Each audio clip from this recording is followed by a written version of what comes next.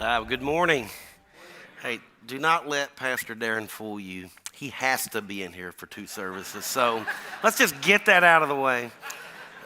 But as he said, my name is Courtney Schmidt. I am privileged to serve as a student pastor here at First Mount Juliet, and just excited to be a part of what God is doing here. He's doing some really great things. You see a little bit of progress being made. Seems like every week, just having to navigate to get in here. But yet people still continue showing up. Lives continue to be changed. And it's just some good stuff to be a part of. And we are thankful to be a part of this church, and always thankful to Pastor Philip when he gives me the opportunity to stand before you preaching God's word. This morning, looking at a familiar passage in Matthew chapter 14, verses 22 through 33. And this story is also found in the Gospels of Mark and John, but each of the gospel writers give a little bit different details as to what was taking place. And it's interesting because only Matthew gives us the details that Jesus actually walked on top of the water. But before we get into the passage, I want to give you a little bit of background.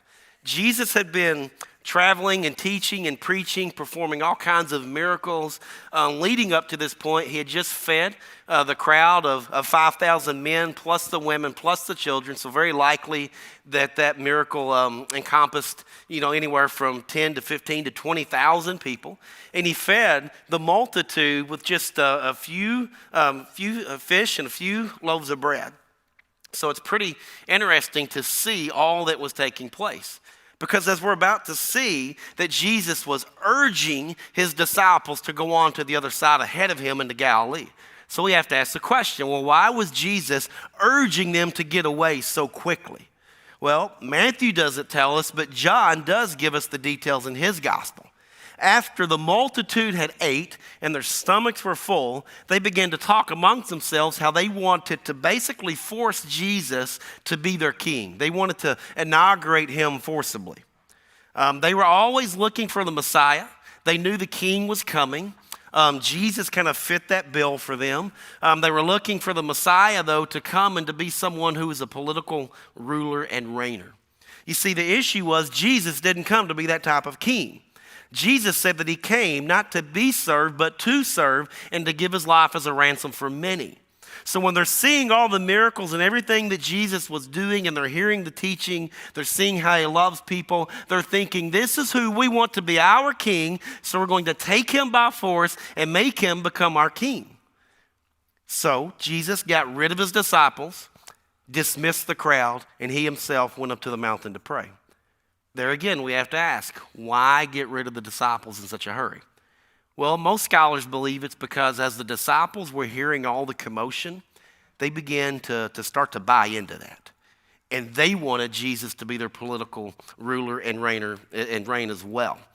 So, to create chaos from happening, he sends them ahead, sends the crowds off, and Jesus goes up to the mountain to pray. And out of this passage, I want to pull 4 major truths out of it. We'll go through these more in detail, but I give them to you right now. The first thing I want us to see is that Jesus is always aware. He was aware of what the disciples were going through in the middle of the Sea of Galilee when the storm came up, and in the same way, he is aware of every single thing you are facing in your life right now, good or bad. He is aware. Second thing I want to pull out from this passage is that Jesus always makes himself known. We're going to see very clearly how Jesus made himself known to the disciples in their fear. And he works the same way in our life. If you're faced with a decision, you don't know what to make of it, he'll make himself and his ways and his will known to you. If you're faced with some kind of terrible situation, he will make himself known to you in a special way in his perfect timing. Then the third thing I want us to see is that Jesus always calls us to do things that are way beyond our ability. And that's actually a good thing. We're going to see how he called Peter to do something beyond Peter's ability. And in the same way, he calls each of us to do things that are beyond our ability. And that doesn't mean that he doesn't give us the talents and the resources to do those things, but he will call us to do things that we cannot effectively do in our own power. And then lastly, I want us to see that Jesus always proves himself to be faithful. He proved himself faithful to these men in the boat, in the storm, and in each and every area of our life, he proves himself to be faithful. But ultimately, I just want us to be challenged to step out of the boat. We say as Christians that, man, we love Jesus. We want to follow him. We give him our all. But do we really? That sounds good in theory, and it sounds good in a conversation. But when it comes down to every single day of our life, the opportunities he puts in front of us, are we pursuing those opportunities? You see, because most of us like to be comfortable. We like to feel safe and secure. And we think that's what the Christian life's about. But God is not concerned about your comfort. He's more concerned about your spiritual growth. So we're going to be challenged in this passage to step out of the boat and to live our life in faith. Now, the first thing that we see in verses 22 through 24 is that Jesus is aware. Matthew writes, immediately, Jesus made the disciples get into the boat and go on ahead of him to the other side while he dismissed the crowd. After he dismissed them, he went up on a mountainside by himself to pray. Later that night, he was there alone, and the boat was already a considerable distance from land, buffeted by the waves because the wind was against it. Now, Jesus was well aware of what his disciples were facing. As a matter of fact, before he ever sent them on ahead, he was well aware that the storm was going to pop up. You see, in the Sea of Galilee, it was very common for storms and thunderstorms and so forth to just pop up unexpectedly. But this was not any ordinary storm. Now, I think we could all agree that we've needed some rain here lately, right? And the rain that we got yesterday was much needed, right? Now we get to mow grass today, right? So we needed that. A little pop-up shower, pop-up rain, pop-up thunderstorm. That's not what this was. It wasn't just some small storm.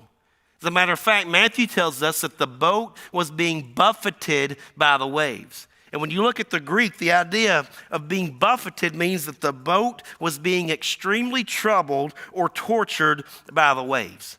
So it was no ordinary storm. And remember, these were fishermen in the boat. Most of them were. This wasn't the first storm they'd been caught out in. To our knowledge, the last storm that they were caught out in on the Sea of Galilee was with Jesus. You guys remember that? How they're out in the middle of the Sea of Galilee, the storm came and Jesus was sleeping. And they went to Jesus and said, "Teacher, don't you care that we're about to drown?" And then Jesus gets up and he rebukes the winds and the waves and everything goes back to being calm. Well, Jesus was with them in that storm, but in this storm, Jesus isn't with them. Matthew tells us they were a considerable distance away from the land, but John tells us they were about 3 to 4 miles out away from the land. So in the minds of the disciples, Jesus was so far away, and physically, yes, he was far away. But what we have to understand is that although Jesus was physically far away, they were never out of his care. We have to understand that for our life. When the times that Jesus feels so far away and things are so bad and we don't see him or feel him working, we have to understand there's never, ever a time when we were out of his care. You guys ever have doubts and questions? Anybody? We all do at times, right? We have doubts and questions. We, question, Lord, where are you at on this? Why are you allowing this to take place? Or, is this really you that you're calling me to do this? How do I know how do I know that it's you and not just me that wants to do this? And we have all sorts of questions. Lord, are you really working in my life? Are you really here? What are you doing? Sometimes we feel like we're in these circumstances all alone. They're the moments where he feels so far away from us, but he's not far away. We can have confidence. And if you take notes, you can write this down. We can be confident that Jesus is aware and that he will show up in a special way in his perfect timing. The disciples had gone through so much with Jesus. I mean, think about it. They left everything they had to follow after him for roughly 3.5 years. Left it all behind. They were with Jesus when he would preach and teach the multitudes. They were with Jesus when he would perform all kinds of just incredible miracles. They had just been with Jesus when he fed thousands of people with very few resources. But yet it seems like sometimes they had short-term memory loss. You guys ever get like that? It's like the Lord is faithful to you time after time after time again, but then you come into some situation, some circumstance, and you wonder, Lord, don't you care? Do you not see what I'm going through? Man, Lord, aren't you in control? Why am I facing this? It's like we forget all the other times that he's come through for us over and over and over again. Sometimes we too can have short-term memory loss.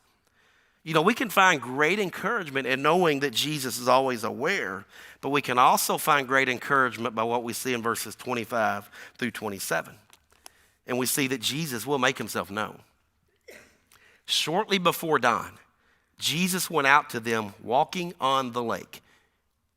When the disciples saw him walking on the lake, they were terrified. It's a ghost, they said, and they cried out in fear. But Jesus immediately said to them, take courage, it is I, don't be afraid. I kind of doubt the disciples were very superstitious. Today there's these crazy reality shows like where people actually have all this equipment. They go into haunted houses or wherever it is, hotels, whatever it may be, and they set up all their equipment in hopes to find ghosts, right? Anybody ever watch that? It's okay to admit I've seen that before because I laughed and thought it was goofy, but either way. I don't think they were superstitious and really believing in ghosts and goblins, but I don't know what they were really thinking, but we have to give them the benefit of the doubt. Have you ever saw someone walking on top of the water? I don't mean like skiing and kick a ski off and, for a few seconds and then they flip. But I'm like, have you ever seen someone walking on the water? Let's give them the benefit of the doubt. It was somewhere between 3 and 6 a.m. These men have been fighting this storm for a long time, probably pure exhaustion, and all of a sudden they see this figure coming to them, not hovering, not swimming, not waiting, but walking on top of the water. And that's very significant because there are some people who will say, but there's no way it's humanly possible for anyone to walk on the water. Well, this wasn't any human. 100% human, 100% man, but also 100% God. So this was not impossible for him to do it all. But some critics will say, but no, there's no way he was walking on the water. The disciples, they were probably along the coastline, and which that doesn't make sense, really, on the coastline, and he's just wading in shallow water. Because what's interesting when you look at the Greek, when it says walking on the water, and it's significant that Matthew actually says that phrase 3 separate times. Jesus came to them walking on the water. Peter's going to call out to him, call to me to come walk on the water. Jesus says, come walk on the water. Peter's walking on the water. It's very significant because that word on is actually a positional word, and it means to be on or upon something. So I'm not sure about you, but I'm going to take the Bible over what anyone else ever tells me. The God of the universe who created everything by thinking and speaking, the Jesus who performed so many miracles and gave people the ability to hear that could never hear, gave the blind the ability to see, the lame the ability to walk, the few times he raised some dead people, and then he himself who walked out of his own tomb unharmed. I don't think Jesus has much of an issue walking on top of the water. I very seriously doubt that, but some will argue against that. But let's give them the benefit of the doubt. It's a first for the disciples. They're out in the middle, storm's going on, see a figure walking, and they cry out because they're terrified. It's a ghost.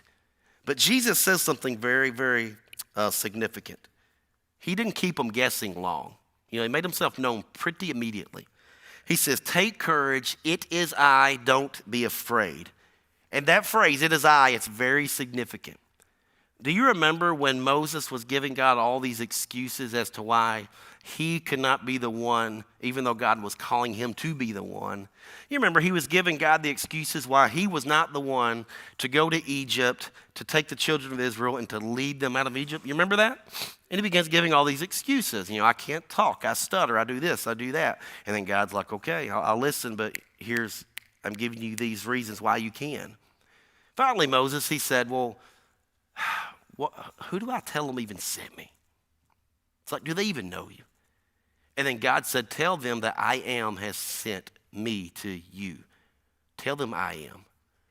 Because when you look at that statement in our passage, when Jesus says, it is I, don't be afraid, that it is I statement literally reads in Greek, I am. So he was saying to his disciples, and they clearly understood, I Yahweh, I God, I am here with you. There's no sense in being afraid. There's no sense in being terrified. There's no sense in being freaked out that I'm walking on the water. I created everything, so this is no issue for me. I, Yahweh, I am here with you. But there's faith was being stretched like it had never been stretched before. Do you allow the Lord to stretch your faith? Or do you like being comfortable? Because too many Christians today, we like to be comfortable. We like to feel safe. We like to feel secure. We never want to step out in faith because we're not in control once we do. We want to stay over here where we can be in control of everything and make all the decisions, right? But yet God's not concerned about our control. He's not concerned about our comfort. He's concerned about you and I stepping out and walking in faith step by step, one day at a time, as He leads and He guides and He loves and as we follow Him. So He's not concerned about our comfort. So we've got to get that out of our mind right now, but I just like to be comfortable and safe and secure. God's not worried about that. There's times He puts callings on our life and He says, I want you to walk your faith out. I want you to quit being so safe, to quit being so secure. I'm calling you to do something that's greater. We need our faith stretched because if we never allow the Lord to stretch our faith, we're never going to grow, number one. And secondly, we're never going to stand up against the enemy. And there are all kinds of things that can stretch our faith. It could be a bad situation. We didn't ask for it, but it happened. And the Lord uses that terrible situation, whatever it is, to stretch our faith. But it could also be something that's not a bad situation, but something new, something good, something fresh that God is doing in your life. I was thinking about last service. There was a couple that sat on this side. The Lord changed their vocation many years ago. They were living a very successful life in Phoenix. And 50 some odd years old, the Lord called them to leave that and to go to the mission field serving overseas. It's a huge step, right? Maybe it's a step like that the Lord's calling you to. Maybe it's not like that. Our children's ministry need a ton of volunteers. How would you feel if you showed up on a Sunday morning and your kids couldn't go to children's ministry because there was no one serving? That's no good. I'm going somewhere else where there is a children's ministry. Well, part of the issue is that God's people don't step up out of their comfort zones and begin walking to serve in the ways that God's calling them and equip them to. I'm sure Darren could use 1,000 volunteers for various things. We can use in the student ministry 1,000 volunteers to do various things. And the thing is, God is equipping. He is calling. He is enabling us to do the things that He calls us to do. And all He asks us to do is not to have all the answers and not to think that I have to have the ability. The only thing He's worried about is for you and me to say, I'm giving you open hands, open heart, giving my will totally to you. Use me however you want to use me, and I'm going to follow you in faith. That's the way the church works. Maybe He's calling you to be some sort of leader like that. It could be all sorts of things. I know for me personally, many years ago, the Lord called me to leave a vocation that I thought I'd be in forever to go into ministry. If I have time later, I'll get into that. But it was a huge step of me having to get out of the boat, and not just for me, but my family as well. It could be He's just simply calling you to go across the street to a neighbor, have a conversation, share the gospel. Show them the love of Jesus. But whatever it is, whenever God calls us to do things, it makes us uncomfortable, right or wrong. But it should make us uncomfortable. Because if we think that we can do it within our own power, we're in for a rude awakening. But that's what's exciting about it. That's what's exciting about getting up here thinking, Lord, I know You've called me to do this, and I'm scared to death to do that, but I'm going to follow You in faith and I leave the results to You. And we can do that with every area of our life, just simply walking and following in obedience and faith. But when He calls us, there's no need to respond in fear. Just like they said, it's a ghost. They responded in fear. We don't need to respond in fears. Now, are there moments of uncertainty? Sure, they had no idea who was walking toward them. There will be moments of uncertainties, but here's what you can write down. In our moments of uncertainty, we can trust that Jesus will make Himself known. So however he's dealing with your heart today, or no matter however long he's been dealing with your heart to do whatever it may be, all the uncertainties that you think about, you know what they are? Adrian Rogers, I heard him one time talk about things like that, and he said there's a Greek word for that. You guys want to hear it? It's baloney. Baloney. It's like whatever the excuses are that makes us think that I can't do that, it's all baloney. It's like, no, that's lack of faith. Just step out and follow, and you'll see how faithful that he is. So we never have to question, like, Lord, are you in this? Are you here? Do you care? Because the very one that told the disciples some 2,000 years ago, I am Yahweh, I'm here with you, take courage, don't be afraid, is the very same God that walks with us each and every day. But I want to tell you why I believe that most believers respond in fear when God calls them to do things. And it's what we see in verses 28 through 29. Jesus calls us to do things that are beyond our ability. And it should not be any other way. Lord, if it's you, Peter replied, tell me to come to you on the water. Come, he said. Then Peter got down out of the boat, walked on the water, and came toward Jesus. Doesn't that seem like just a strange request? It's like if you were kind of unsure, would you really say, I mean, let's just say if like ghosts and goblins were real, wouldn't that be kind of a dirty trick to say to some ghost, hey, if that's really you, then tell me to come here. And, the ghost says, well, come on, big boy, let's go. Stand up, let's go. It'd be kind of dirty, right? Because you would sink right down to the bottom.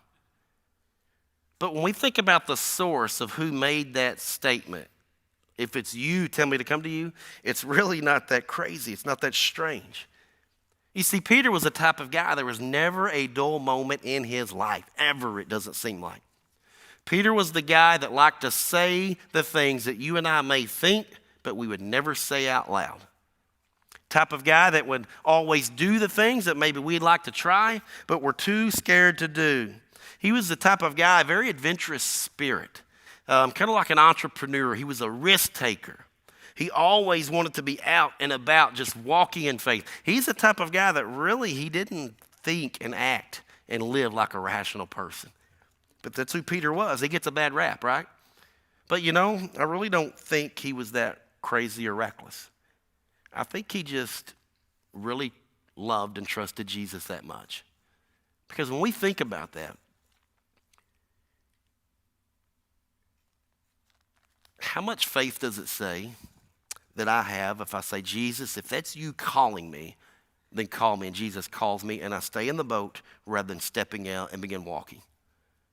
Because when you look at Peter, it wasn't reckless. He trusted Jesus. Peter said, or Jesus is saying, come. And from what we see, there was no hesitation.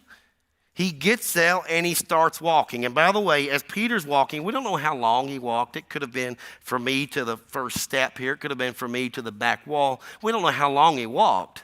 But as he is walking toward Jesus, where's the rest of the disciples? They're still in the boat. So by all means, he had the faith to at least step out, while everyone else who would have said, I have all this faith that stays in the boat. So I don't think his faith was really that reckless. I think he just really trusted Jesus that much. But when you look at verse 29, I believe that's a promise. Because when Jesus says, come to me, he's actually giving an imperative. It's a command. You see, he's never going to have us do anything that he will not enable us to do. And that's what you see right there in your notes. He's never going to call you to do anything that he will not enable you to do. I mean, think about who we belong to, the God of the universe, who thought and spoke things into existence. Think about how powerful he is, the authority that he has, and we belong to him. So how discouraging is it when believers want to sit in chairs, never be stretched, never really walk in faith, never take any risk, never step up to any challenge, and they want to sit back, soak it all in, be comfortable. It's pretty discouraging when we say we love and we follow the God of the universe, yet we're not willing to really step out and follow the God of the universe because we like it nice and comfortable and we love our lifestyle the way it is. It's kind of discouraging. It's kind of discouraging when so many believers don't want their faith to be stretched in any way. William Carey once said, he said, expect great things from God and attempt great things for God. Adrian Rogers one time, he says, faith is belief with legs on it. So let me ask you, does your belief or your faith, does it have legs on it? Does it? I mean, we could all day long, yes, I have so much faith and I'm living it, but are you really? It's like, what's the one thing God's been dealing with you about that you're afraid to step out in faith? Could be a job change, could be a career change, could be vocational ministry, it could be serving as a lay, it could be all kinds of things. Going to your neighbor, it could be so many things. But are you putting legs to your faith? So what fears, what uncertainties are keeping you from stepping out in obedience, doing what you know God's calling you to do? What is it in your mind right now that just does not seem logical? It's like, there's just no way, Lord, I can do this. Why do we keep having the excuses that, it's just not the right time? Anybody ever said that to God? It's not the right timing. I have. I did that for a long time. It's not the right timing. Well, you know what? It's never the right timing.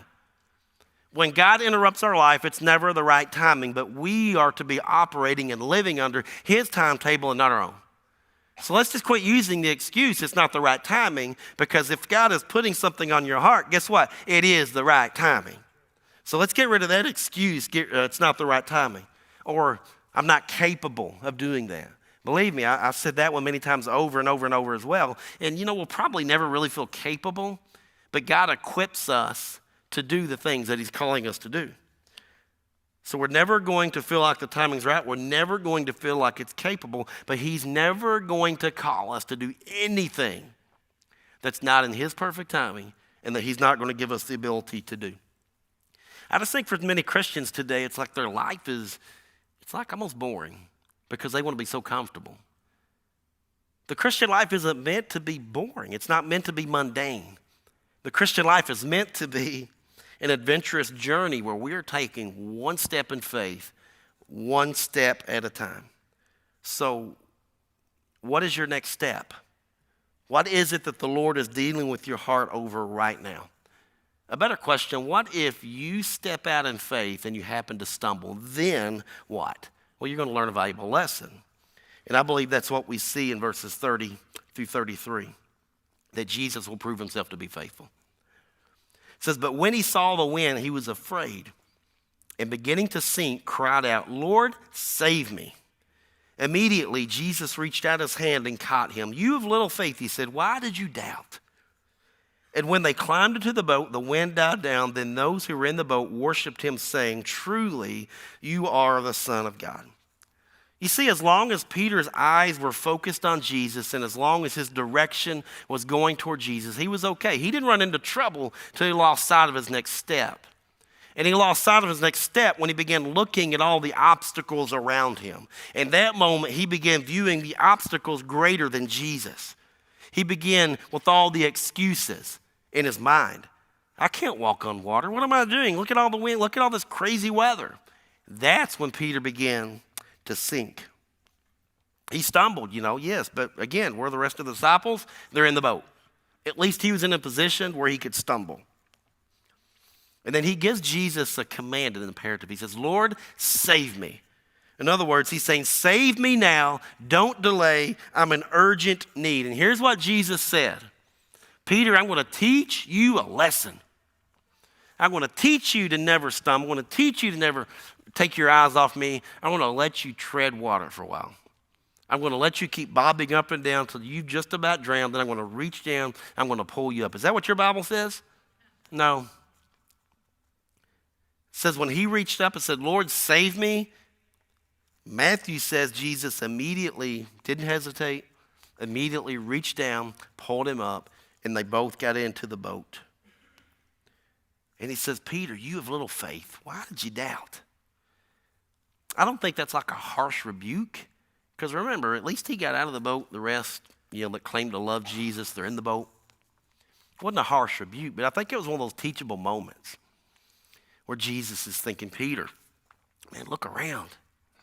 You've been walking on water. Man, we're the only two that's ever done that. Look what you've done, Peter. Your eyes were on me. You were doing great. Yes, you stumbled. I'm going to pick you up. And Peter, that's a lesson you need to learn. Because throughout the rest of your life, there's going to be times when you stumble. And Peter, all you have to do is call out to me, and each and every time, I'm going to pick you right back up. You know, for a brief period of time, Peter viewed the obstacle greater than the opportunity of walking toward Jesus. Do we ever do that? It's like, Lord, I know you're calling me to do whatever it is, but it's just so difficult to do. Man, God, you want me to work with children? Oh, no, not students, Lord. I can't relate to them. I'm telling you, that couple I said retired from the International Mission Board, they went to our student camp with us, and they were phenomenal. The kids loved them, and they related so greatly. That's what they're all looking for, authenticity, not how cool somebody is. But we give all these excuses. There's all these obstacles in the way. I can't do that. I have to go back to school. Well, that's where I was at. I can't do that. I don't want to speak in front of anyone. That's where I was at. God has a way of knocking those obstacles down when we just give him our all of us. He has a way of knocking every barrier down. I think what happened to Peter on this day is what happens to a lot of us. We allow the obstacle to become too great. We begin to have fear, and it sinks us. But you know, what's amazing about this is although Peter sank, Jesus didn't let him drown. Now, fears and obstacles are real. You can write this down. They are real. But Jesus is greater, and he is faithful to see us through. And I think what's interesting about this story is throughout the whole time, man, Jesus is on the water the entire time. Walked out to them 3 or 4 miles. It's windy, it's stormy, it's raining hard. He's still walking. Nothing fazed him. Whatever we go through in life, it's not fazing him. He's standing on top of the water. He's not knee deep. He's not swimming. He's standing on top of it. Peter's sinking. He's still on top of the water. But one of the major things I take away, I mentioned it earlier, as Peter's stepping out of the boat and walking toward Jesus, he's actually closer to Jesus than those who were safe and secure back over here. You see, sometimes even when God's will doesn't make sense, or maybe it seems even a little dangerous or too big for us, if we are in the will of God, we are safer there than we would be if we're not in his will. Each and every time. But what happens if you decide to step out? Well, I think there's some things you need to be warned of. If you decide to step out today, we're going to give you the opportunity to come up and to pray here, to pray at your seats, and to let, however the Lord's dealing with you, you have the opportunity to say, Lord, I am stepping out of the boat today, and I'm going to follow you. I'm going to do whatever you want me to do. But you need to have some warning. If you decide to step out, you have to understand there will be risk involved. Peter knew it. I mean, it's not humanly possible to step out and walk on water. Anybody ever tried it? It's not possible. Unless the Lord's with you. So he knew the moment he stepped out, there was a possibility, especially if that really wasn't Jesus, he may go straight to the bottom. So there's risk involved. There's going to be fear involved.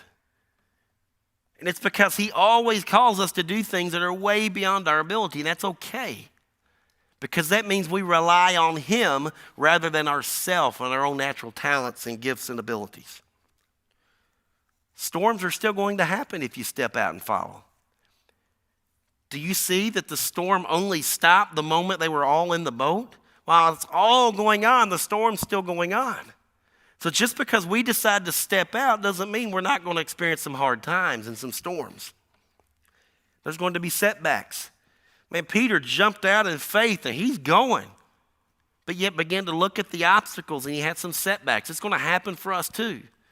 But the greatest thing is what we see lastly is we can cling to Jesus through it all. We can step out, we can be fearful, we can have all that going on, we can have setbacks, but we can also trust with all of our heart that he's right there to pull us back because he's faithful. So what if you and I decide today, I'm going to step out? And what if I stumble? Then what's next? What was it Peter said? Lord, save me. It's the same thing. Call out to him. He'll rescue you. Because here's the reality. We're not guaranteed another moment in this life, right? Not guaranteed another moment. We live like we're guaranteed all kinds of moments, but we're not guaranteed another moment. So what are you doing right now to make an impact for the kingdom of God? Why not take how much of a remaining time you have on this earth?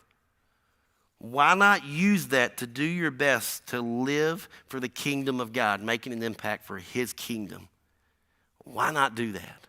What's holding you back? What's keeping you from stepping out and making a difference for all of eternity? And as I was preparing this and just looking over things, this just wasn't some nice passage. I thought, that's just a nice little challenge. I mean, I've lived this and I'm still living it. 2003, our youngest daughter wasn't born yet and our oldest was only 3. Since the Lord calling me to the ministry, wife had a job she loved. I had a job that I just knew I'd be at forever. Kind of that vocational calling, different calling. I thought, there's no way. Lord, I'm not going to go back and finish any education, and I'm not going to stand in front of anyone ever and say anything. Joke's on me.